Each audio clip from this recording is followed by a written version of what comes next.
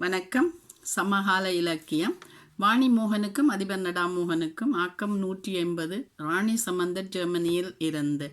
பொய் உடுத்திடும் மெய்யான உடம்பு. எல்லோர் வாழ்விலும் பொய்யும் உண்மையும் மாறி மாறி புரண்டு புரண்டு போராடும். எது பொய் எது உண்மை என கண்டறிய ஆறறிவு மனிதனுக்கு இன்னும் ஞானம் கிடைக்கவில்லையே. பொய்யை விழுந்து வணங்கும் மாந்தர் தெய்வத்தை நம்புவதில்லை, வணங்குவதும் இல்லை.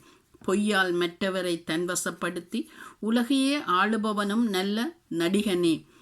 தூக்கத்தை தொலைத்து துடிக்க வைக்கும் நெஞ்சம் தாக்கத்தை நிலைத்து வைத்து வெடிக்க வைக்குமே.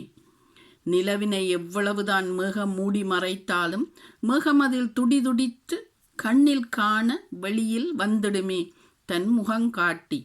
வாழ்க்கையே வேஷமென பிரதிபலிக்குமே. நன்றி, வணக்கமுடன். ராணி சம்பந்தர், ஜெர்மனியில் இருந்து.